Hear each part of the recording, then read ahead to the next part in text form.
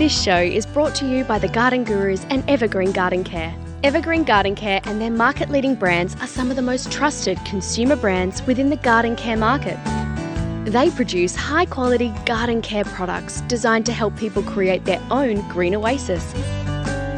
Whether it's a garden, a balcony, or potted indoor plants, they want to inspire anyone, anywhere to be able to easily create and maintain their own garden. To find out more about Evergreen Garden Care, head to www.lovethegarden.com. Garden Express are Australia's leading mail-order gardening service, offering a wide range of quality garden products. Each week on the Garden Gurus Live, the team at Garden Express will share a weekly offer. So make sure after today's show you jump online and visit their website.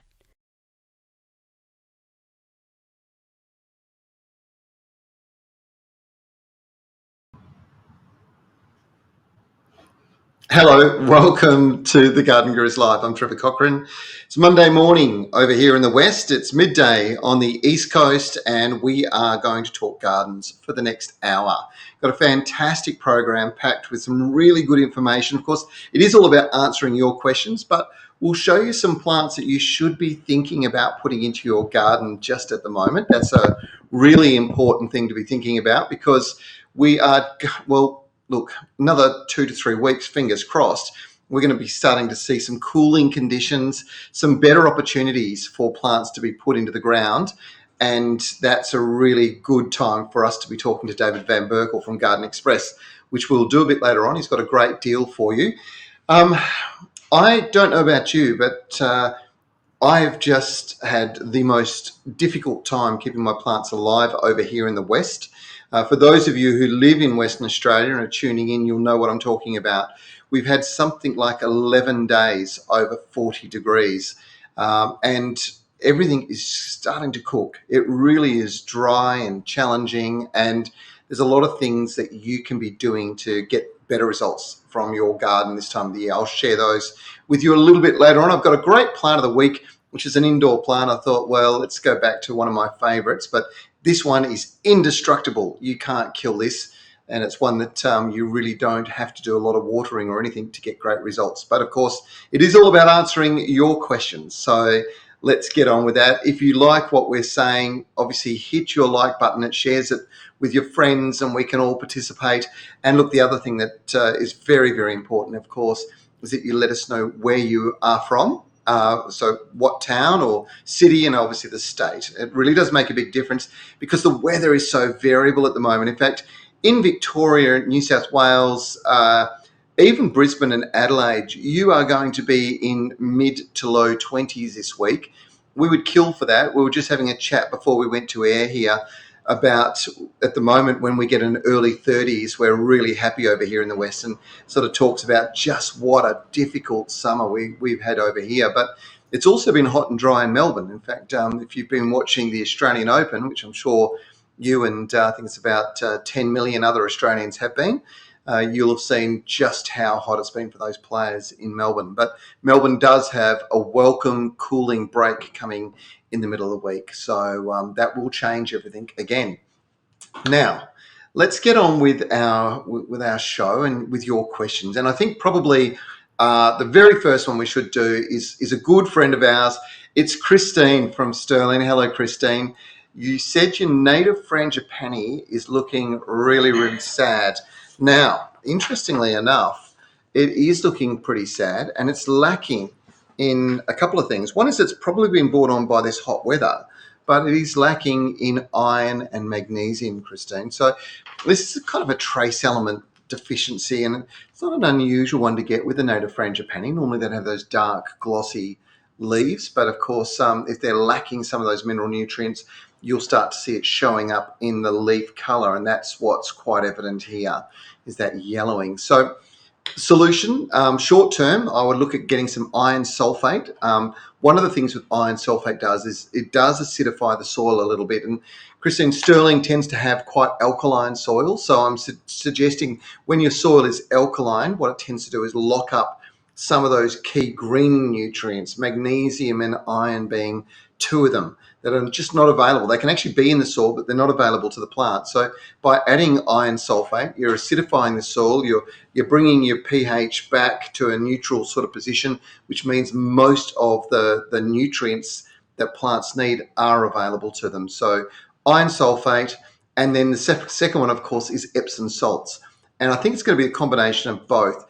You really probably should be putting them into a watering can, ideally, literally mixing them up so that they're completely soluble, and then watering the ground around the base of the tree. And that's going to have a pretty instant effect. You'll see within maybe a month to 6 weeks, you should see greening occurring. You may need to do this a few times because it's quite a severe sort of case, as you can see in these leaves. Okay, right. Let's keep rolling on. In fact, one of the things we're going to do each week is we're going to bring you some video submissions. We'd like you to send a video of your garden problem and ask the question yourself. It's a great way for us to interact and get to know each other even a little bit better. Sharon from Victoria sent this one in.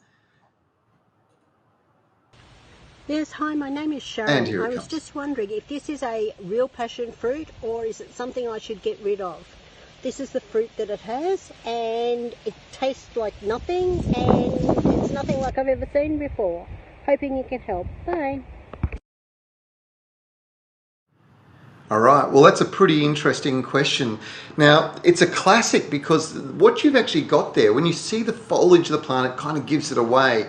So the foliage is the classic rootstock used for grafting Nellie Kelly and also those Panama red and gold passion fruit. It's a variety called Passiflora carolla, carolla meaning blue. So you should be seeing blue flowers, and it has a little orange round fruit.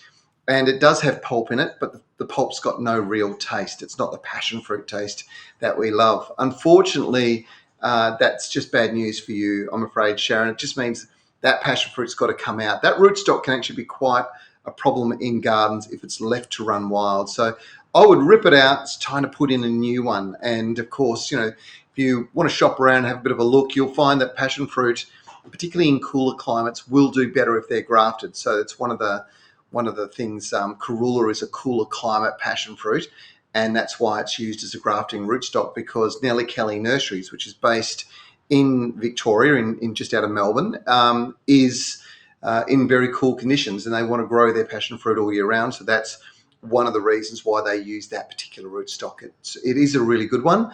In sandy soils, it's quite problematic though. So you'll tend to find it tends to sucker up. It will take off and grow and take over the plants. So I always suggest that if you're in sandy soils, if you're in the northern beaches of Sydney, or you're in the Mornington Peninsula, or over here in the west, and you've got a sandy base, you're often better to be using a seedling variety. So there's quite a lot of those available too in your local garden centre, so you can get them grafted or seedlings. And look, folks, there is a lesson here, and Sharon, take this one on board. What happens is a rootstock is effectively a wild passion fruit, so very vigorous, and it will grow pretty much all year round. Grafted into the top of that is the variety that we want. Generally, it's a black passion fruit variety, and it'll be grafted in, and all the energy and all the vigor that comes from that wild rootstock goes up into the top plant, and it causes it to grow and really sort of take off and move quite fast. And that's what it's all about. But if that rootstock sends off any little side shoots, they will quickly grow around the outside and take off and cover the original plant. No more energy will go to that. And eventually the one that you want will die out, and unfortunately the rootstock will take over, which is exactly what you've seen in your garden, Sharon. So the trick is where the scion is, or the grafting point is, if you see any growth, and they will push suckers up from that growth underneath coming out, don't cut it with your secateurs. Grab your finger and pull it away, pull those buds away. It blinds any other buds and stops sort of any sort of vigorous growth occurring. So hopefully that helps. And great video question, Sharon. It's lovely. I think we've got one more coming up a little bit later on, folks. Please send us your video submissions. It does help a lot when you're talking it through and you're showing me the problem that's actually occurring in your garden. Now, one of the other things you can do is send us photos. And Tyson, who's also in Victoria and a great supporter, has sent us this one. What is the problem with the plant? The leaves are brown, and will it need to be watered? Can you offer me some advice and tips? Now, Tyson, looking at that plant, when I had a really close look at the soil, you can actually see the soil has contracted in the pot. There's a gap around the outside edge of the soil and the pot. And that's just a classic sign that that soil has literally, the moisture has been sucked up, it's dried up, and it's contracted. You are not watering that plant enough, and the plant's showing classic heat stress damage.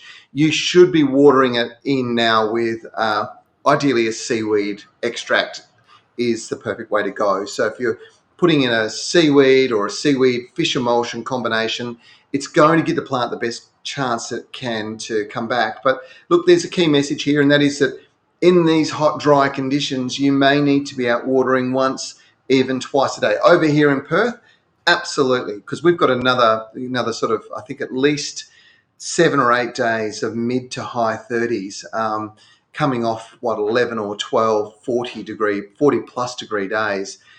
It's unbelievably stressful for plants when they're put under those sorts of conditions. So watering them regularly, using that seaweed extract, really important. It makes such a big difference.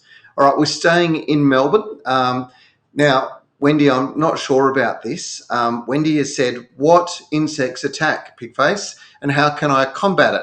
Well, for a start, you don't need to call me pigface, Wendy. It's a bit rude. But I will say to you that the insects that attack pigface generally are scale. And that is one of those things that it's a bit difficult to control. Very few pests will chew on them, except for occasionally, because they're so succulent and full of moisture, you'll find that they do have problems sometimes with either slaters or alternatively snails and slugs can get into them. But the most common thing is scale, and the solution for scale is to be using a horticultural oil. So eco oil or white oil or one of those. The only thing is do not go applying it on a hot day. All right. So you're probably going to need to do something like 2 or 3 applications over the pig face, but you need to find a cool spell. And I think it's Tuesday, Wednesday, and Thursday. I'm going to ask David Van Berkel in a minute because we're catching up with him. And I know that David knows what's going on with the weather and the extreme conditions, but I'm pretty sure it's those days. And those are the days when you're under 28 degrees when you apply those horticultural oils. Don't put them on days that are hotter than that, because it can cause quite a few problems, and it's a good way to get control of scale. All right, Carol is in Ipswich. We're going up to Queensland, which is fantastic. How often do you deep water potted rose bushes? Well, look, it really gets down to the extremes and the conditions. Remember, if they're in a pot, there's only so much moisture that can be held within that soil mass. And the natural process is the plant's taking moisture up and moisture's moving from the top to the bottom. Typically in summer, I would be hand watering on a daily basis. I think that's probably the best advice I can give you. It's a good soak, and that's all it needs, and it just keeps those moisture levels nice and even. And we'll do one more question before we go to David, because Johnny has not told us where he's from, but he said, why is my nectarine losing leaves? The leaves are a bit rusty looking around the edges. Now, this is where, one, if you let me know where you are, and 2, if you could do us a favour and send us a picture, it will help. Nectarines can get a rust. It is a bit unusual in dry conditions, but if you are in New South Wales at the moment where humidity has been really high, it could be quite active actually on nectarines. So that's why geographic, letting us know where you're based is really important. I would say to you, the solution generally, if it's rust, is it's a fungicide, and you need to head into your local garden centre. And I'd pop them into a plastic Ziploc bag, so a few leaves in there, and take it in and show your local garden centre.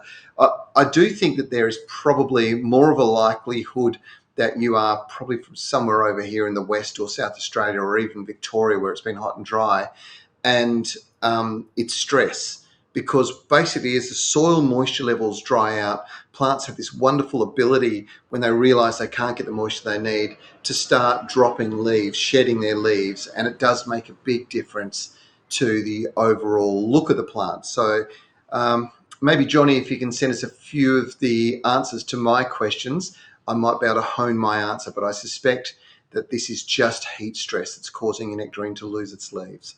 All right, every week, ideally, we get to catch up with my mate David Van Berkel. Garden Express is Australia's online garden centre. This is your chance to shop from the comfort of your home, office or chair with a cup of coffee next to you and have a look through. And David, we're seeing some pretty amazing weather conditions all over the country, quite diverse, but particularly the southern states have really had some hot weather. Yeah, for sure. Perfect time to be sitting at your computer and placing your orders online and avoiding the heat. It's everywhere. Tassie even, they don't get as hot as we do, but for them it's still a heat wave as well. So there are some changes you'll notice in your garden with extreme temperatures like this. Well, interestingly enough, there's some plants, it's those plants that we grow that are on the fringe of the perfect environment that really suffer when we go on the extremes of climatic variations, whether it be extremely cold or extremely hot and dry. Over winter in Perth, we had a record cool, wet winter. It was really quite cold for a long period of time, but man, has that changed. And now we're dealing with the opposite extreme of those challenges that gardeners have. And that is that any of the plants that sit on the fringe are really showing signs of suffering. So I'm seeing that in some of the plants in my garden. I'll persevere with it. I'm putting wetting agents down. I'm doing those things. But there are some plants that are just adapted to these hot, dry conditions super well, aren't there? Yeah, well, I think you're coming into the offer that we've got for the viewers this week. But the succulents for sure, they're just made for these hot, dry winds, all of those things, your ground drying out. And they seem to suit themselves. And as you say, plants behave differently in different weather, and succulents tend to pup up and create more babies in these harsher conditions when there's a little less water. It's like their survival mode is to create a family, to help mulch around the place a little bit. So they develop really strongly in the warmer climates. So tell us about the varieties that you've chosen, because it is a great time of the year to be getting succulents into the ground. But some, there's such a dramatic diversity in the shape and colour, and some of those little whirled varieties, those little compact ones, are just amazing. Yeah, look, they're one of my favourites, particularly because you can bowl them up into, like maybe a 30 to 40 centimetre bowl and just watch them multiply, and they'll end up hanging over the edge of the bowl and just give you this beautiful, beautiful textured layer there without the height. But the bicolours, Trev, it used to just be green on purple or purple on green. We've got really nice tones of burgundy. We've got some golds or some really light greens with reds. It's just some incredible work that's been done to develop the range of the succulents, particularly the sempervirens. These sempervirens, aren't they? They're the ones that are absolutely beautiful. Yes, yeah, absolutely. And there's a couple that have the little sort of spidery hairs across the top. I don't think we've got any in this collection, but they're really my favourite. Looks like there's been a web created over the top of them all. Wow, that's amazing. So there's two collections that we're talking about here today. Tell us a little bit about them. Okay, so the two collections, we've got them for $20, saving a bit over 20%, and each of them has 4 different plants in it. And we've tried to mix the colours up so that whether you get one or both collections, you've got this nice diversity of colour. They're grown especially sort of like tissue culture, they're taking the cuttings and maturing the cuttings up into nice little plugs ready to fire away. So a beautiful little root system, as opposed to, when you pluck them from the garden, they've got a little bit of a root stem, and they take a little bit longer to establish. So beautiful, perfect looking little plants, ready to pot on, place in the garden, give a sprinkle of water, and away they'll go. Actually, they're fantastic in pots, and because you've got quite diverse shapes and colours here, particularly colours, you're really in a position where we can see the offer is up on screen right at the moment, but you can see that they're really a very special, architecturally sort of beautiful looking plant. So either singly in a pot or multi-planted in a little mini succulent planter, they look incredible. Yeah, they do, don't they? Actually, I hadn't thought of mixing the colours up in a pot. But you go for a pot that's a little bit bigger because they do multiply. Like, it takes a couple of months for them to establish, but then all of a sudden there's 8 babies. And then, by the next summer, you've got 15 to 25, maturing little plants. They tend to keep a nice size, so probably double the size of a 50-cent piece, but they don't get these huge things like maybe flapjacks and things. So it is about, creating that volume within the pot. But the gardens, appletini now, pineapple paradise, plum parfait, cranberry cocktail. That's just one delicious selection, so to speak. Yeah. And so when people get these, mate, you deliver them out. They're in little starter plants, basically in trays, in plastic. What do we call those? Bubble trays? Yeah, I think we're just wrapping the little root zone because it is quite a small little root zone on these plants. Yeah. As I said, they're packed ready to explode into their performance. Blistered up so there's no damage going to occur in the transit. So beautiful little pocket rockets ready to have some fun with. And I'd suggest getting both collections, Trev, just purely so that you can mix up, those pot concepts and maybe put a bit of burgundy with a bit of pineapple and really get a nice sort of melded assortment going on. We have a regular contribution from the guys that love the garden. They are the guys behind Scott's and Osmocote. They've got all those great brands. One of the people that regularly appears is Karen Goldie, and Karen does these great projects. So she created these little wire cones, stuffed them with a bit of potting mix and cocoa peat combined, and then just on the outside a little bit of sphagnum moss. And then she's planting into the gaps these plants all the way around the outside, and she ends up with these amazing little succulent Christmas trees. But I've seen the same thing done with what do you call them, wreaths? So where they're a living wreath, they look amazing as well. And the other thing that with this particular type of succulent, I've got a few sort of logs there. They're basically branches. They've got hollowed out little spots in the top, and you just pop them into those and let them grow through that, and they look incredible. There's so many things you can do. They're almost like an air plant, aren't they? They take the very smallest amount of roots to be able to grow, so they don't need a lot of mix. They don't need a deep mix. So therefore, even a saucer, of a nice bowl can be enough for a succulent to grow in. So we've got a couple of old push bikes leaning up against the veggie patch. So in the basket in the front of the bikes are sempervivums. They're just delicious. Awesome. Well, listen, the deal is, let's get this right. So it's a pack of 4. You've got 2 collections. So it makes sense, I would think, to get 1 and 2, and then you've got 8 completely different plants. But 2 collections, pack of 4 for $20. That's a saving of what, 25% off? Yeah, just a bit under 25%, Trev. So it was $26 is the original price. New to the market, some of these. A new season stock, of course, and beautiful, as I said, pocket rocket plants ready to kick on and do an amazing job. Well, mate, speaking of doing an amazing job, it's what you and Rowan and all the team out there do every week. So if people want to place an order, all they have to do, go online, gardenexpress.com.au. Yep, the collections will be on there'll be a banner of the collections on the home screen, I think, as well as sliding across will be the new catalogue for the year, Trevor. Wow, great. We haven't printed one of these, I don't think, in the 2 years of COVID. I think we had one on the go just as COVID hit in 2020, was it already? And so it's the first full catalogue that's being mailed out again. So all the spring bulb favourites also online now as well as these. Fantastic. Well, I'll be looking out for that in the mail very soon. My wife gets very excited by the IKEA catalogue, and I often will drop that off into the bin on my way back in as I'm reading the Garden Express catalogue. So things to look forward to. Obviously, the easiest thing to do is to order online. Armchair shopping. It's never been easier to get all the plants and products you need by visiting gardenexpress.com.au. David Van Berkel, thank you very much. It's great to see you again today, mate. You too, Trev. And in answer to your question, we've got 3 or 4 really cool days coming up. Wednesday's the probably best day to attack the scale. The plants will have cooled down as well. Thursday expecting maybe a few showers. So good time here in Melbourne.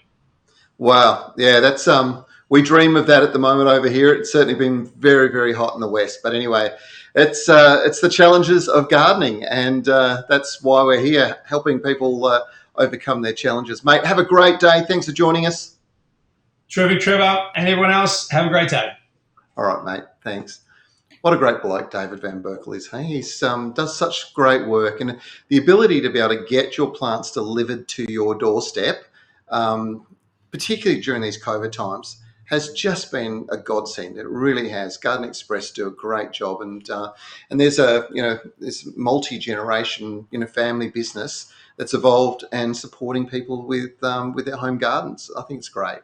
Now, remember, as we go into answering your questions, don't forget to hit that like button. Really important. All right, Keng, who's another local Keng, you've sent us through a photograph. Thank you very much. This really does help, and I'll explain why it's so important. So Keng sent me some photos of some chili plants, and the chili plant, you can see the leaves are twisted. Now, interestingly enough, it's not a common thing to see, but these chili plants are being attacked by a thrip. It's called the chili thrip, believe it or not. And it's not the reason why it got its name, but what it's doing is it's damaging the little leaves, the babies as they emerge, and that's quite problematic because it causes them to gnarl and twist as they get more mature because the tissue's been damaged when they were young. You do need to treat it. Now, there's one or two options. You can get yourself some predatory mites, which that's a case of going online, ordering them. It is very hard to get them this time of the year, and there's two reasons for that. One is it's difficult for, I think, the guys who breed them to get really good numbers or to be able to safely transport them is the second issue. So being able to get them delivered to you in the mail can be quite hard. There are some chemical treatments. The best thing to do is, of course, to go and talk to your local garden centre, King, about the right treatment for your garden situation. I have used Baythroid in my garden situation very successfully, but I've also heard people having great results from that chemical, which is kind of a natural biological chemical called Success. So that might be something else you can try. I'm not sure whether they're registered for that purpose, but certainly that's what people are telling us they're using and getting good results with. All right, now we've had a photograph. Let's go back and we'll do another video question that's been sent through. This is Di from Yanchep in WA. Hi guys, everyone from the Garden Gurus. Love your show. I'm just wondering if you can help me, please. This rose is very special to me as I've lost my dear friend, so it's called Best Friend, and it's not actually looking too good at the moment, so I'm hoping I can get some input. Firstly, the rose buds are looking very, very wilted. I know we've had some heat, but it's really not looking well. The leaves are looking all very droopy as well. I have sprayed for black spot. And also I've got this problem here. I'm not sure if that's any relevance either. It is showing on a couple of the branches. So overall, I'm just not sure what else I can do to fix it. Many thanks, guys. My name's Di and I'm from Yanchep, WA. Thank you. Okay, Di, that's a pretty interesting problem, and obviously, plants can be very sentimental to us. If you've got that rose because it was a friend that passed away, you want it to get through summer looking really well. One thing I can tell you is it's a very vigorous rose variety, and one of the problems with growing them in pots is that they do have a root system that will really fill that pot quite quickly. The real problem here is we've got extreme dry, hot conditions. So we're seeing moisture being evaporated and transpired by the plant into the atmosphere dramatically. We've got very low rainfall, in fact, no rainfall for the last couple of months. And you've probably got a root system that's massed in around the outside edges of that pot. The trick and the solution here is going to be repotting. Now, it's possibly a little bit risky when we've got sort of high 30s and 40s. I would suggest that in the short term, the most important thing you can do is go and get some liquid wetting agent. So mix it up in a watering can, and you want to pour 9 litres. It sounds like a radical thing to do, of activated wetting agent mixed up in a watering can. Now, just to clarify what I mean by that is if you get a liquid wetting agent and you fill the watering can up with water, then put the liquid wetting agent in. If you don't mix that through, you'll only have a small glug of it sitting in the bottom probably that'll actually do any good. What you need to do ideally is to put the wetting agent into the bottom of the watering can, then fill the watering can. This activates it. You'll see it. It'll be bubbling and frothing and overflowing. Don't worry about that. That's okay. That's good. That's exactly what you want. Mix it all up. And then here's the trick, because that plant is stressed. And one way to solve all of your stress problems is to apply a seaweed extract. In this case, I'm going to recommend you use sea salt, mix it up in the watering can with the wetting agent, and you can get a sea salt wetting agent combination, but I think you need to do this in a watering can manually. It means you've got one of each, mix them in, then soak the pot. Soak it to the point where you should see that the air bubbles are bubbling up out of that pot, because I'll guarantee you it is dry in the middle and you need to get the moisture back in urgently. The seaweed extract will help the plant recover from the stress, and of course the wetting agent will make sure that moisture is moving consistently through the soil. That's vitally important. That's your short-term solution. I would suggest that probably in March, take a look at putting that plant into a larger size pot. I couldn't quite work out the pot size from what we saw there, but it really needs to go up probably, I don't know, give you another 20% of soil mass, and make sure that you use a really good potting mix. And I promise you, Di, if you do those things, that very special rose will come back and will look a lot better. But, you know, roses do best, particularly those larger forms, do best when they're growing in the ground. It is a bit more of a challenge in Yanship. The pH up there is very alkaline, and you can have some challenges, but it's well worthwhile. So, great question. Great that you sent it in as a video. Remember, every week we're going to select 2 videos to be played on the Garden Gurus Live, and I promise you I'll answer them here for you. And we'd love to see what your garden looks like. It's a great way just to show off your garden a little bit and then point out a particular problem or something that you're looking for a little bit of help with, and I can help out. So I love having a look in your backyard too. Now, the videos will only be selected if they follow the criteria that is, you have to state your name, location, and question. And the videos have got to be submitted through the Facebook page by Wednesday, the week before we go live. So ideally by this Wednesday, make sure you have your videos in. Please send them through. It's a fabulous way for us to answer your garden questions. And yeah, I'm pretty sure that just at the moment, there's a lot of questions out there, because I'm watching them flow through here and it's just crazy. There are so many questions coming through, so I better get on with it. Okay, let's go to South Australia. Joe, hello, Joe. I'm desperate to find out why my tomato branches are dying, and tomatoes are healthy, but there's not many of them. Could I possibly be overwatering? It's in the ground and water is daily due. Oh, there's Kat. That's one of our editors. There you go. Just gone and got a morning coffee. And this, just to put some context into where we are, we're actually in the front entrance of our production facility here in Subiaco in Perth, Western Australia. So every once in a while you might see somebody pass through. Now, back to the question, the reason why the tomato branches are dying, it could be one of 2 things. So tomatoes get fusarium wilt, which is like a wilting kind of effect where they die back and they literally die from the top. But I've got tomatoes at home in a number of locations and in pots. They all have this same dying back problem at the moment. Now, I think that they've had a little bit of a thrip or mite attack, but I don't think that's actually what's caused it.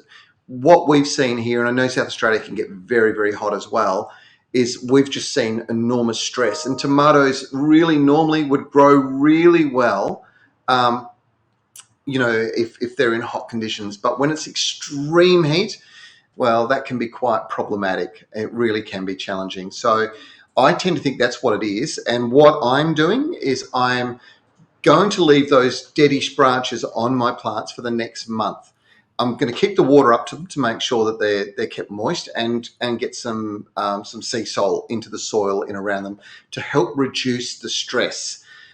But the thing with this is that, and you have to be very careful, is that once that dieback starts to occur, at some point, you're going to have to prune them. And what I'm going to do is I'm going to wait to the end of February. It is the hottest month, and I'm expecting, the way we're going, that we may end up with 20 days over 40 in the west, which will break all records. So, I mean, the records have already been broken, but if we can get through the February period and then I give them a prune back and give them a feed, we will see some great results.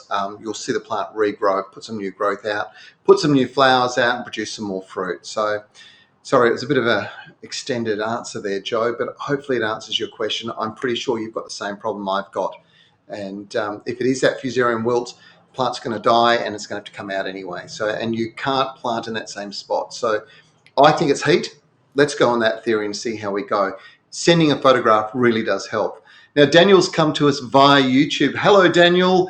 G'day, Trevor. Do chili plants need to be planted in the ground or in pots? I've got them in both, and they do very, very well both ways. Where I live, it gets pretty cool during the winter, and chilies don't like it, so they'll deteriorate. But if they're in pots, I've got a glass house, and I can put them in there, and that'll temper them through the winter period and allow me to get 2 years of growth out of a chili plant. So it really depends on where you are, mate. My suggestion is that do a bit of both. They look great in pots, and you can have them next to the front door, and it doesn't matter. They look highly ornamental. And if you really do love your chilies and you're producing a lot of them, then yeah, have them in the veggie garden and companion plant them alongside things that are really susceptible to other pests, because a lot of pests don't like chili. So you can do that as well. Hopefully that helps. Daniel, coming to us from YouTube, we're not quite sure where you're from, so please remember, folks, do tell us where you are from. It does help. Like Leah, I'm not sure where you're from, Leah, but you'd love to know how much to cut back Asiatic and Oriental liliums after they've flowered for better flowers next season. That's a really good question. In fact, all you should really do, ideally, Leah, is as soon as the flower's finished, just deadhead them, not very far at all. All you want to do is take away the seed heads. Now, the reason you want to do that is because if you leave the seed heads there, a lot of the bulb energy will go up into those seed heads to develop seeds, which you could plant and you could eventually grow, and you'll end up with more liliums. But the reality is that if you cut that seed head off, all the energy that's produced by the leaves actually goes down into the bulb. So you end up with a bigger bulb, so you end up with a lot better flowering next year. And I think that's what you wanted to know. So hopefully that helps, Leah. Marina is in Sydney. Hello, Marina. I was very excited about my gorgeous looking tomatoes, but when I opened them, they're infested with the little white worms. Is this from fruit fly? Is there anything you can do at this point? There are still many flowers appearing. Are there any organics options? Well, look, the solution I'm going to suggest to you is this product called Success. It is very good at controlling those kinds of problems.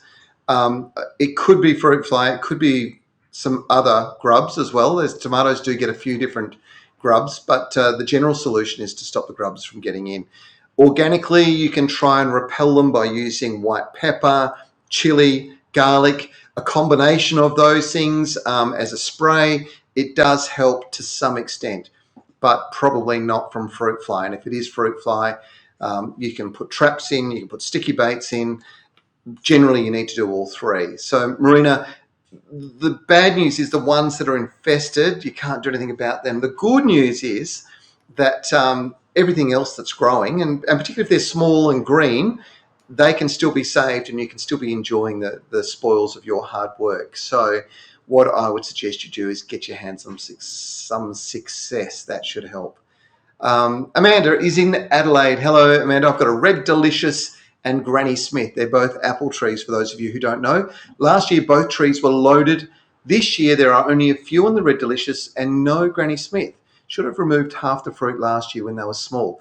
Well, so thinning fruit off a tree only means that year, the rest of the fruit will end up being bigger, generally sort of twice the size, because all the goodness is going into the growth of those fruit. This policy works really well with stone fruit and pommy fruit. It doesn't work super well with citrus. So my theory is that you would thin just to get some bigger fruit, if that's what you want. With regards to not fruiting this year, that's more likely either one of two things. One is it's either an environmental thing, you didn't have pollinators around, or you didn't have them flowering at the same time, so you weren't getting any cross-pollination, because apples do require cross-pollinators. So it could be a pollination issue. One of the things that fruit trees do, though, is when they produce big crops one year, they'll often take a year off. The next year they'll put all their energy more into growth and less into fruit. It's particularly evident with things like avocados and mangoes. They can be real biennial croppers. You know, one year, great crop, next year, very few. That's why you might have 2 or 3 trees, because you tend to find they do alternate, and it does always deliver you, good fruit. But I think with your Red Delicious and your Granny Smith, it's more likely probably an environmental issue in South Australia that's occurred with regards to weather conditions and the pollinator activity in and around it.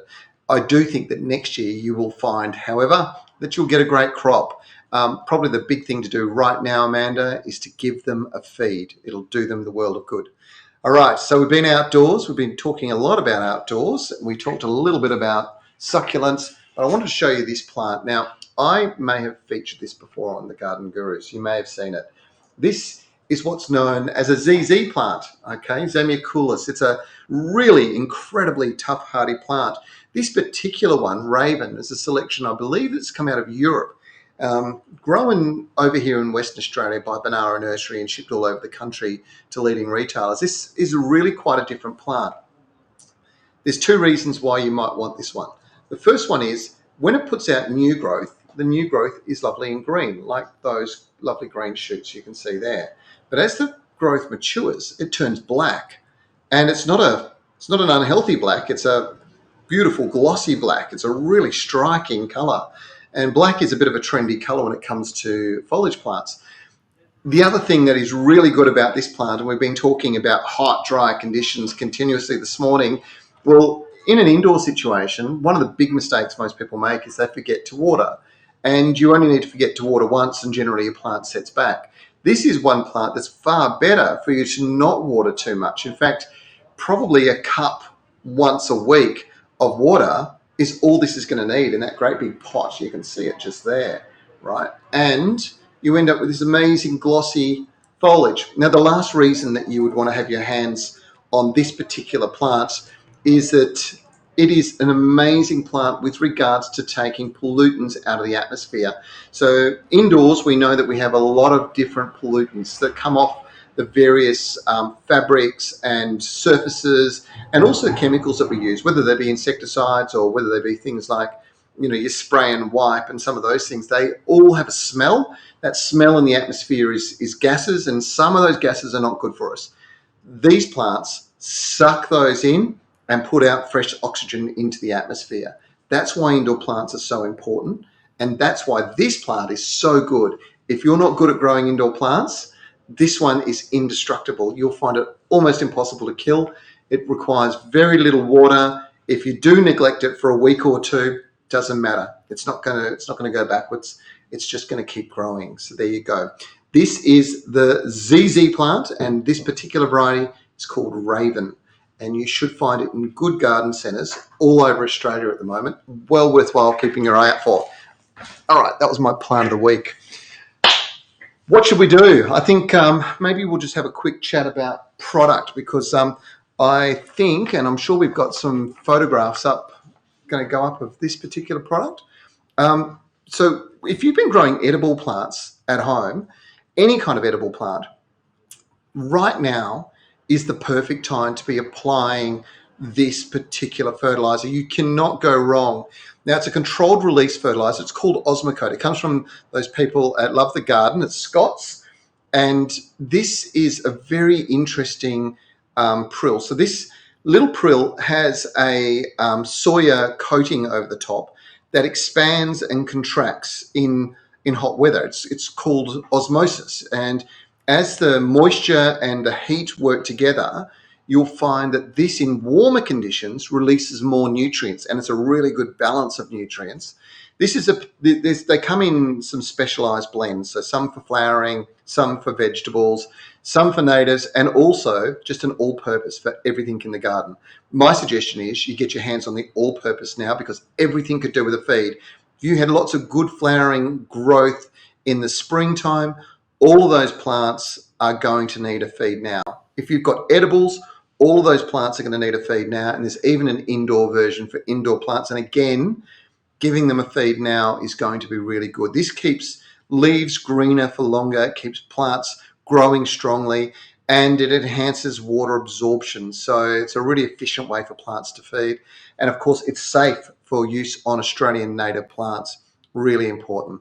All right, hopefully you are getting out and getting into the garden and fertilising, because it is really important this time of the year to keep those nutrients up. Let's keep going. That's Kale going through. Kale's the producer of Garden Gurus, and there he is. And he's going into the edit suite to do some work in there as well. So you can see the regular flow of people through here. That's all right. We're busy. It's all happening. But we chose this spot in our downstairs building because we've got this beautiful living wall behind us, and there's a bit of living inspiration. Talk about air conditioners. That's a great one right there. Okay. Remember, if you like what we're doing, please hit the like button. It shares it with your friends and it creates more of a community conversation. When you do send us a question, please tell us where you're from. It does make a world of difference this time of the year. And if you've got a question that's about something that's difficult to describe, send us a photograph. That's a good way to go.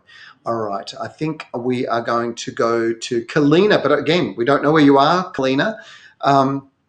Can you put my mind at rest? I'm on an 1.5 acre place with small acreage around me.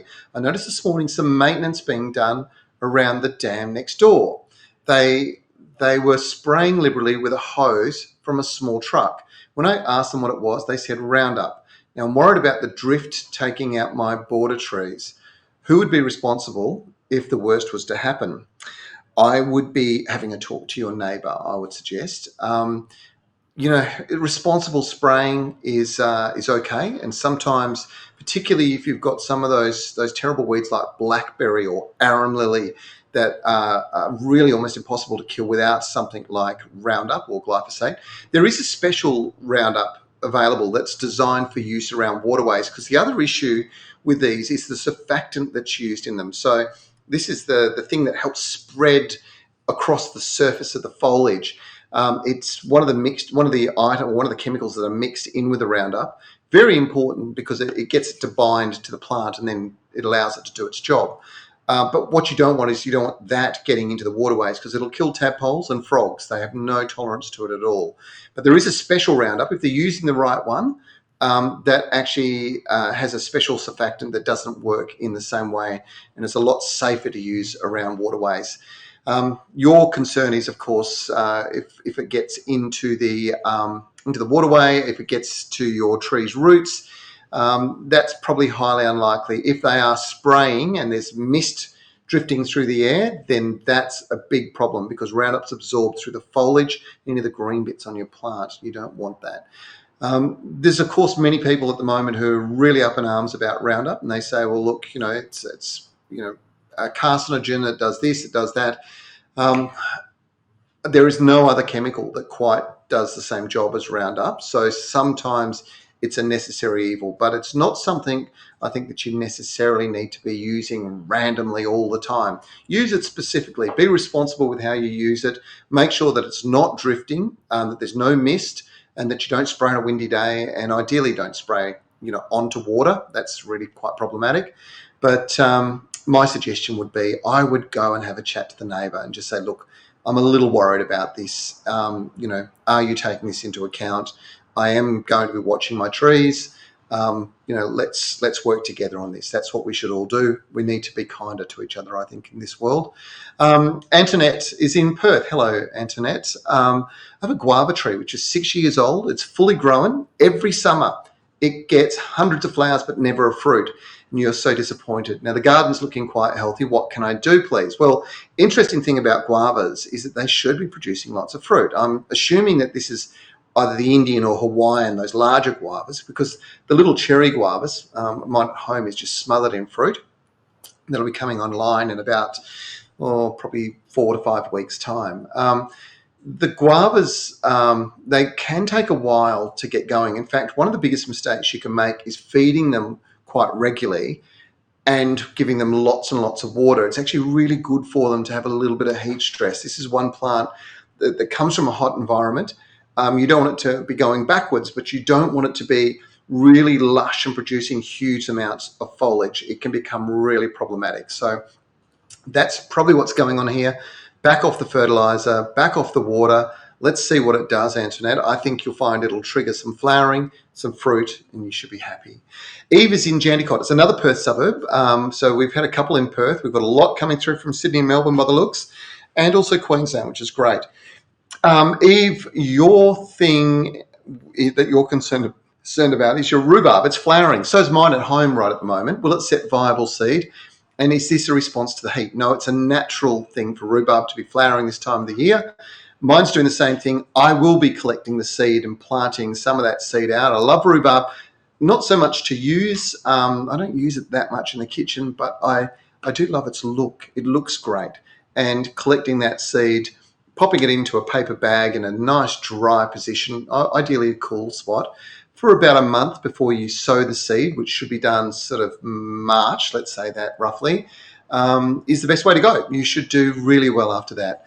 Okay, now, Matthew is in Melbourne. How to pollinate kangaroo paws that go to seed in Melbourne? Well, it's a really good question. In fact, I'm going to raise this with Robin, our producer, today, because it is actually a really good story. And there's an amazing new kangaroo paw that's been bred by Kings Park Botanical Gardens, and it is blue. It's a blue flowering kangaroo paw, which will be released this coming year, I believe.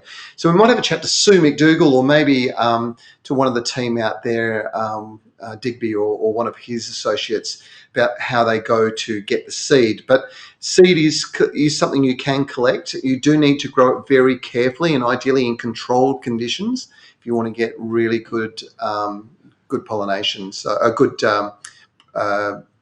germination. I knew there was a nation in there somewhere. Sorry. So hopefully that helps a little bit, Matthew. It's not the be all and end all, but we'll put that down as a goal for next week if we can, or maybe the week after. See if we can have a chat to one of the guys at Kings Park about how they go about pollinating kangaroo paws. Zephyr is in Sydney. You're coming to us via YouTube. Thank you. Why are my strawberries very small? They are planted in pots.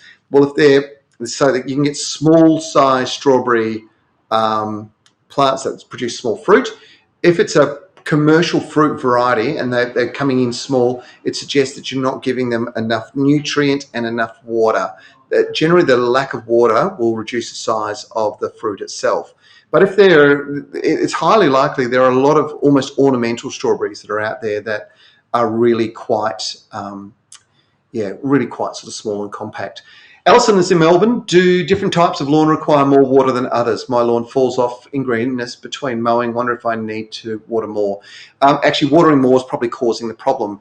Mowing more is probably more important for you. I would recommend that you mow at least once a week.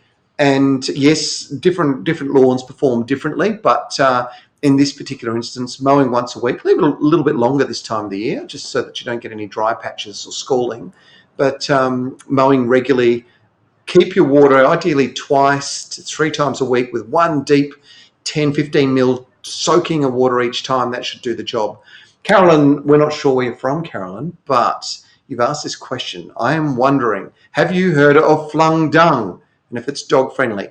Carolyn, sorry, I haven't heard of flung dung, so I've got no idea whether it's dog friendly. Thanks so much. We'll do some research, see if we can find out a little bit more for you. Glenn's on the Gold Coast. Hi, Trevor. Can you please advise what is eating our hibiscus and how to treat it? I wanted to show a photo, but I don't know how to put it with the comments. Okay. Leaf is curled almost into a tube, and then it gets eaten both ends. It's definitely a caterpillar that's doing that. You're in the Gold Coast, and you're probably likely to have one of those. There is a hibiscus moth that tends to do exactly that and roll sort of smaller leaves, but it does depend on the variety. So I'd love to have a look at that photograph. Well worthwhile you sending it through to us via messages, and we'll have a look at that and come back to you. Katie, we're not sure where you're from, Katie. Good morning. I have transplanted a fruiting fig tree. How do I not kill it, please? Well, if you've done the transplanting, the most important thing you can do right now is give it a really good soaking around the base with a wetting agent, and that's pretty important. And the second thing that's pretty important is to make sure that you keep the moisture up to it, so that it doesn't get any heat stress. Just letting you guys know I'm at 4% battery power. We're starting to get a little bit edgy just towards the end of the show. Thanks, Jimmy. All right, we've still got a few questions. There's been a lot come through today. So hopefully that helps you, Katie. Joe is in Serpentine. Now, that's in Western Australia. I have a problem with gnats in my indoor pot plants. Do I need to repot? Please help. Yes, Joe, you do. The reason they're in there is there's organic material in there, and that organic material is being used by the gnats, the fungus gnats, they're literally eating that and converting it, thankfully, into some fertilizer for your plants, albeit very small amounts.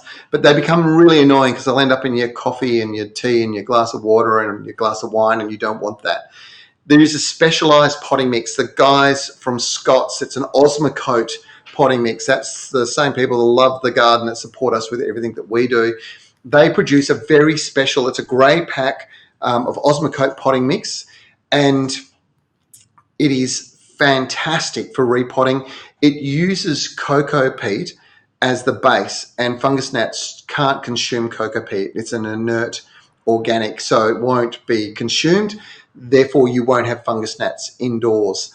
Simple solution, use the right potting mix, specialised potting mix, and it'll do the job for you. Hopefully that helps you, Joe, in Serpentine.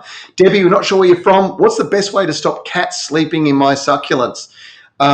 Probably change some succulents to cacti and they won't get in there, that's for sure. But seriously speaking, Debbie, I would suggest that you look at dusting them with a little bit of white pepper, okay? And you use white pepper and they won't go in there. They just sniff and they sneeze. It irritates them, so they'll stay away from it.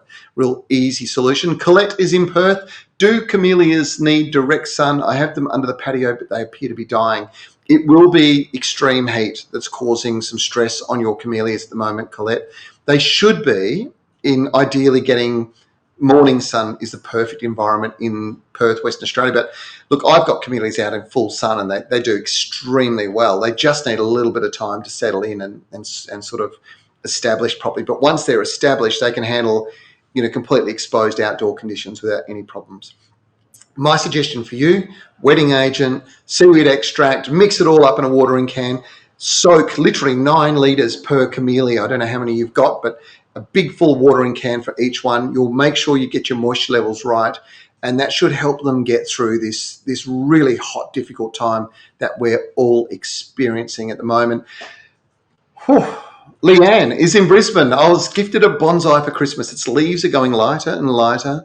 I'm spraying water every day. Please help. I would love you to send me through a picture of the type of bonsai. I think what you might have going on here is actually a red spider mite attack on it, but it depends on the type of bonsai. If it's any of the elms or any of those kinds of plants, they do get it, and they do get it this time of the year, and that causes this kind of lighter silvering of the foliage. So I think that's probably what you've got, Leanne. If you do have that, you're going to need to spray them and pop into your local garden centre.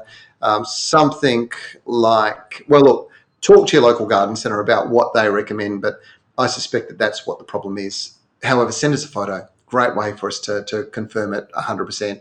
Tyson's back. Tyson's from Victoria. Can I grow radish seeds in my garden bed? Can you please give me some tips and advice? Absolutely, Tyson, you definitely can.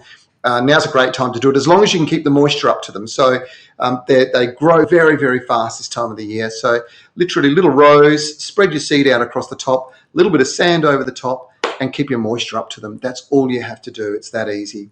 Katrina is in southeast Queensland. I have some new peony roses in pots. They were really healthy and now the leaves are dying. So are mine at the moment, Katrina. I'm not sure whether you are experiencing the same thing I am, but mine is being caused by extreme heat. they just don't like it when it's too hot. So if you can bring them into a shaded position just for the next month or two of this really hot weather that we all experience, that will help enormously. I think we're just about done. We've gone through a lot of questions. Lorraine, Mollymook, south coast of New South Wales. How do I get rid of stink bugs on citrus? Well, they are quite a problem this time of the year. Generally, it's the crusader bug. And the simple solution is there are a couple of different sort of general sprays that you can use that treat that. And I would suggest you pop into your local garden centre and grab them. Generally, things like they do use things like eco oil or the horticultural oils, white oil, and so on. There is a risk in really hot weather that you're going to get some burning on your citrus if you use those. So it's up to you. If you've got a few cool days and you do have some coming up, maybe it is a good time to get the white oil out and give your citrus a good spray. And those stink bugs or crusader bugs or orange shield bugs, whichever one it is, they'll all neck off. And it's kind of a nice natural way to do it. There's no real chemical being used. Wow, how'd we go? Did okay today? There's a lot of questions going through. Thanks so much for your contributions. I'm really looking forward to joining you again next week. We've run out of time. Just remember, share this with your friends. Hit the like button. It really does help us build a bigger community, and it's all about sharing the ideas and advice as we go along. If I didn't get to your questions today, and we've had so many coming through, thank you so much for sending them through. I promise you we will get your questions answered. And as we have done every week since we started this, we've got some packet seeds from our friends at Fothergill's, and we will send 5 winners today. Robin will let you know after the show that you've won for your questions, and we'll send them through. And I'd love you to tell us how they've gone. Maybe send us a photograph as they start to germinate and get going. I'm back next Monday for another great session of the Garden Gurus Live. It is, of course, at 12 p.m. Australian Eastern Daylight Time and 9 a.m. for WA viewers. Don't forget to get your video submissions in, ideally via Facebook this Wednesday. We will pick 2 and we'll actually feature you next week. Don't forget to state your name, tell us where you are, state and suburb ideally, and of course your question, and try and get a couple of maybe nice little tight close-ups of whatever the problem is. It really does help me when it comes to helping you. And remember, if you want any information, you can always jump onto our website. You can catch up on previous stories from the Garden Gurus by visiting our YouTube channel, which is thegardengurus.tv. And of course, you can listen back to today's live stream and catch up on previous episodes by going to your favorite podcast provider. That's usually Spotify, Apple Podcast, and we also have it available via Audible. Wow, what a day. It's just the beginning of the week, and look where we're at. I feel like I've just done the marathon with the guys at the Australian Open. That's a lot of questions. We didn't quite do 5.5 hours of them, though. Thank goodness for that. I'm Trevor Cochran. Happy gardening, everybody. I look forward to seeing you again next week for the Garden Gurus Live. This show is brought to you by the Garden Gurus and Evergreen Garden Care. Evergreen Garden Care and their market-leading brands are some of the most trusted consumer brands within the garden care market. They produce high-quality garden care products designed to help people create their own green oasis. Whether it's a garden, a balcony, or potted indoor plants, they want to inspire anyone, anywhere to be able to easily create and maintain their own garden. To find out more about Evergreen Garden Care, head to www.lovethegarden.com.